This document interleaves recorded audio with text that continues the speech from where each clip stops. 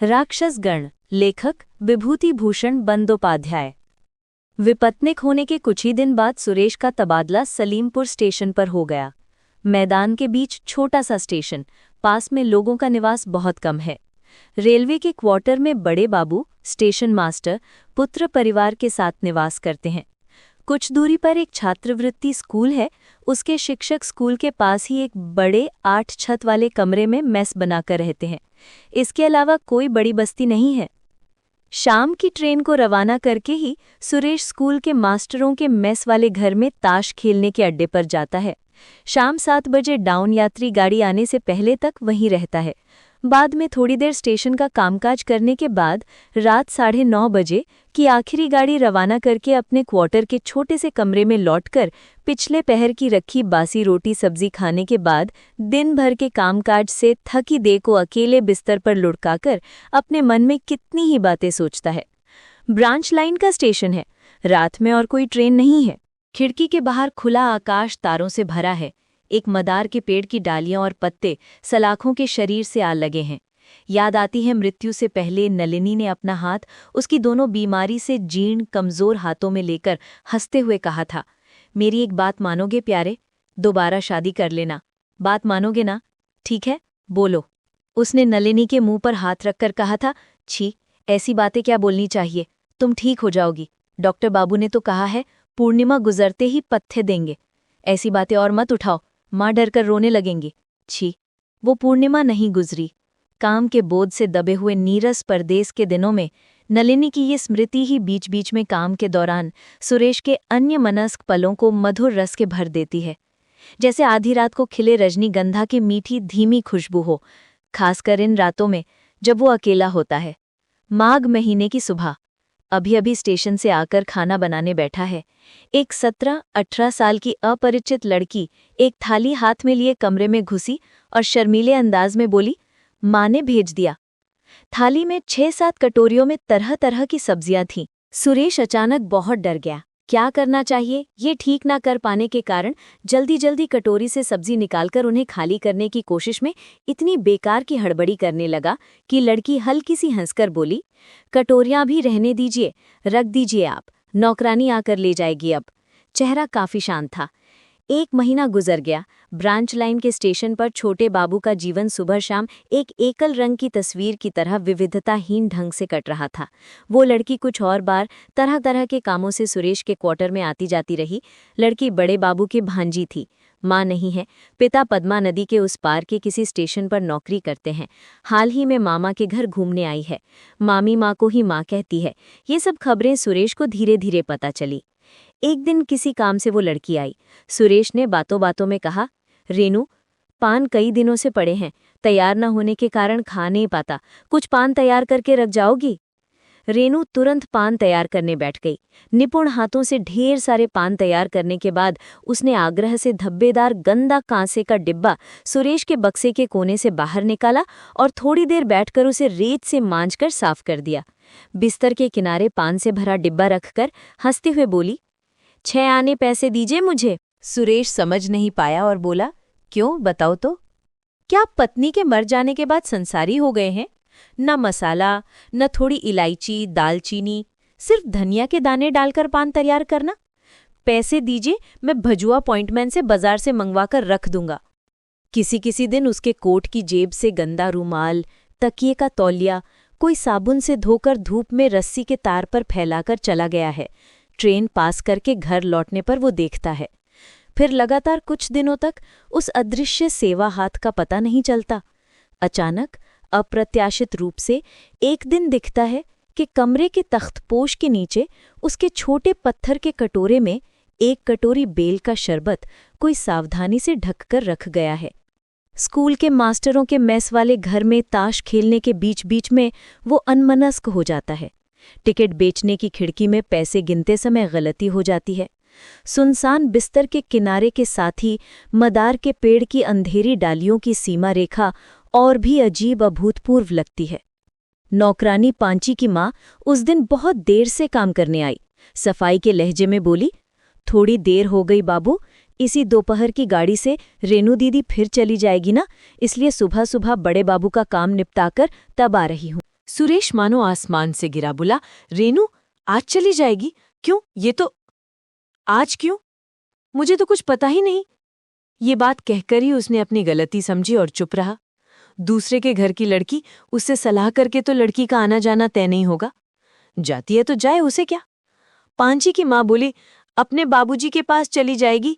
बाबूजी ने वहां शादी का रिश्ता तय किया है ना, इसलिए लड़की देखने आएंगे। जाए तो जान बचे, जिस मामी ने खटा खटा कर मुंह में खून ला दिया है, न थोड़ी देखभाल न थोड़ा आदर। 12 बजे की डाउन ट्रेन आने में ज्यादा देर नहीं थी। सुरेश अभी अभी खाकर उठा है, पान मुंह में डालकर कोट पहन रहा है। रेनू क्वार्टर का मुख्य दरवाजा पार करके आंगन में आकर घुसी। थोड़ी देर हिचकिचाने के बाद कमरे में घुसकर बोली, क्या मैंने एक सेफ्टी पिन उस दिन यहाँ गिरा दी थी? सुंदरता से बाल बंधे थे, पहने हुए खाकी रंग की जमीन पर सादा जरदोजी का काम की हुई बच्ची जैसी साड़ी, गले में पतली चेन, हार, घने रूखे बालों से भरा शांत चेहरा। सुरेश बोला, तुम आज चली जाओगी रेनू? क्यों? वो बात तो मुझे पता नहीं। इसी 12 बजे वाली गाड़ी से ही शायद। रेनू इस कोने और उस कोने में कुछ ढूंढ रही थी। बोली, ये कांच का गिलास फिर से सीधा करके रख दिया है? एक तोड़ चुके हैं ना ऐसे करके उस दिन। हाँ, मैं तो इसी गाड़ी से जाऊंगी। कोई सेफ्टी पिन देखी है कहीं?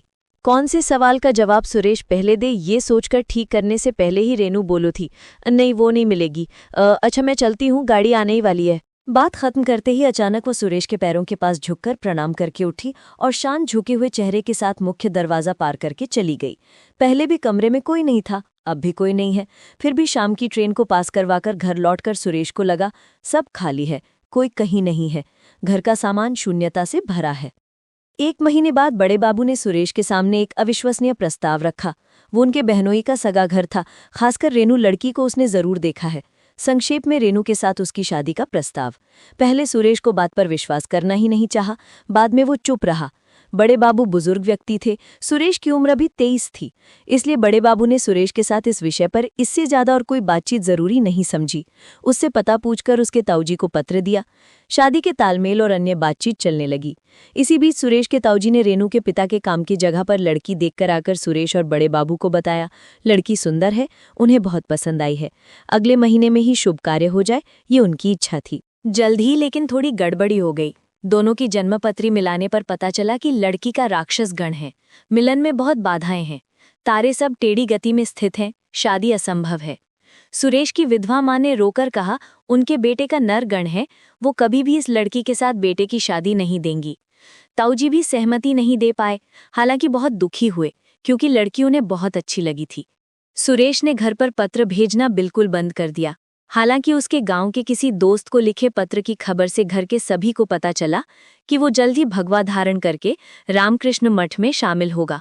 सुरेश की मां देश से रेलवे के क्वार्टर पर आ गईं, तरह तरह से समझाया, रोना धोना भी कम नहीं किया। पांची की मां के मुंह से रेनू और सुरेश की पिछली पहचान की सब बातें सुनकर बोली, कहाँ की एक राक्षसी वो मेरे बेटे को जाल बिछाकर पकड़ने आई थी। तेरी शादी ना हो, ऐसे ही जिंदा रह। सरकार नहीं है मेरे बेटे की बहू की सेवा के लिए, इत्यादि। शादी नहीं हुई। शादी टूटने के बाद से बड़े बाबू के घर से सुरेश का सद्भाव भी वैसा नहीं रहा। बड़े बाबू अब अच्छे से बात भी नहीं करते। साल गुजरते ही सुरेश की दूसरी जगह शादी हो गई। समृद्ध घर की सुंदर लड़की, नाम आभावती, काफी विनम्र, शर्मीली। सुरेश शादी के कुछ ही दिन बाद नई बहू को रेलवे के क्वार्टर पर लेकर आया। मदार के पेड़ के नीचे के छोटे से क्वार्टर में फिर उन दोनों ने जो सुख का घोंसला बनाया, वो सुरेश के लिए कितनी सुभाइना एकांत रातों का सपना था। अंत में सुरेश को लगा, अच्छा ही हुआ वो शादी नहीं हुई। ज्योतिषी की बात को बिल्कुल नकारने वाली चीज तो नहीं है ना। भगवान जो करते हैं अच्छे के लिए ही करते हैं। इसी बीच उसे 2 और खबरें मिली। रेणु की शादी किसी तरह हो गई है और शादी के कुछ ही दिन बाद रेणु के पिता हैजा से मर गए हैं। और 1 साल गुजरा। आभावती सिर्फ देखने में सुंदर नहीं थी, उसकी शुभ अशुभ बहुत अच्छी है। इसका प्रमाण भी जल्दी ही सामने आया। सुरेश को प्रसिद्ध जूट के व्यवसायी के लिए रसूलपुर स्टेशन का अस्थायी चार्ज मिला और वो तबादले का हुक्म तामील करने के लिए तैयार हुआ। तनख्वाह भी बढ़ गई। जाने का दिन धीरे धीरे नजदीक आ गया। स्कूल के मास्टरों ने मेस के घर में उसे एक विदाई भोज में गले तक खिचड़ी और इलिश मछली तली हुई खिलाई। उसके चले जाने से सलीमपुर का जो खास नुकसान हुआ, इस संबंध में आमंत्रित लोगों में किसी का मतभेद नहीं दिखा। उस कमी के भविष्य में पूरा होने पर भी कई लोगों ने संदेह व्यक्त किया। रवाना होने से एक दिन पहले शाम भर सामान संभाला गया। आभावती बहुत व्यवस्थित लड़की है। शाम से पहले ही सारा सामान बंद कर ठीक हो गया। यहाँ तक कि ट्रंक बंद करने से पहले पति का आईना, कंघा, पान का डिब्बा सबके ऊपर रखा गया, कहीं रास्ते में जरूरत न पड़ जाए। सुबह 9:30 बजे की डाउन यात्री गाड़ी स्टेशन पर आकर लगी। छोटा स्टेशन, गाड़ी ज्यादा देर नहीं रुकती। यात्रियों का समूह कौन किसके ऊपर गिरे ऐसी हालत में चाड़ उतर रहा है। सुरेश ने स्टेशन के कुल्लियों की मदद से माल सामान चढ़ाने की व्यवस्था करके पत्नी को लेडीज कंपार्टमेंट में छोड़ने गया। लेडीज कंपार्टमेंट के सामने प्लेटफॉर्म पर गुलमोहर के पेड़ के नीचे अभी अभी एक कम उम्र की लड़की गाड़ी से उतरकर खड़ी है। संभवतः सामान उतरने का इंतजार कर रही है। साथ में एक प्रौढ़ा, एक छोटा ट्रंक और एक बड़ा पोटला यानी कि बौंचका पास में उतारा। सुरेश अचानक ठिठक गया और एक बार अच्छे से देखा। नहीं, उसे कोई भ्रम नहीं हुआ। उसने ठीक देखा है। पतले किनारे की धोती पहनी, हाथ खाली, सिर पर आधा सूखा बाल, विधवा के वेश में रेणु। सुरेश वहां और खड़ा नहीं रह सका। घबराकर अपने डिब्बे में चढ़ा। रेणु ने संभवतः उसे नहीं देखा था। उसकी आंखें दूसरी तरफ थीं। सुरेश के पूरे शरीर से क्या कुछ एक तेज एहसास निकल रहा था। अपने कुछ अनजाने में उसके मन में आया, उफ, क्या बच गया मैं। माँ की बात अगर तब न सुनता। राक्षसी का जाल ही तो था, फांसी गया था पैर, और थोड़ा होता तो कंधे पर। उसे ये भी लगा बड़े बाबू को ये खबर पहले से पता थी, लेकिन प्रचार ना होने देकर छिपाए रखी थी। फिर कब गार्ड ने सीटी दी, कब गाड़ी चली, ये सब उसे ध्यान नहीं रहा। गुलमोहर के पेड़ के सामने आने पर उसने देखा प्लेटफॉर्म के पूर्व दिशा में तार की बाड़ के ऊपर मेहराब लगे पक्के सीढ़ी को पार करके आगे आगे सामान हाथ में लिए भजुआ पॉइंटमैन, पीछे वो प्रौढ़ा और सबसे आखिर में विनम्र चेहरे वाली रेणु बड़े बाबू के क्वार्टर की तरफ चली जा रही है। अचानक सुरेश के मन में दूर के रिश्तेदार की ओर सहानुभूति भरी आशा से आई इस पितृ मातृविहीन निर्दोष अभागिन बालिका की तस्वीर बिल्कुल अलग तरह से वापस आई। किसके अपराध में इस खिले फूल और पहली बसंत के दिन में उसके जीवन का आनंद द्वीप हमेशा के लिए बुझ गया। तेज चलती ट्रेन की खिड़की से मुंह निकालकर उसने एक बार फिर देखा। राक्षसगण की लड़की तब तक बड़े बाबू के मुख्य दरवाजे पर पहुंचकर खड़ी है। दरवाजा अभी तक खुला नहीं है। शायद भजुआ किसी को बुलाने गया होगा। पदवृद्धि के कारण थोड़ी देर पहले का वो आनंद सुरेश को अब अपने मन में नहीं मिला। प्रिय दोस्तों, अंत तक साथ रहने के लिए धन्यवाद। कृपया हमें प्रोत्साहित करने के लिए इस वीडियो को लाइक, शेयर और सब्सक्राइब करें। आपका सहयोग ही हमारी सबसे बड़ी प्रेरणा है। धन्यवाद।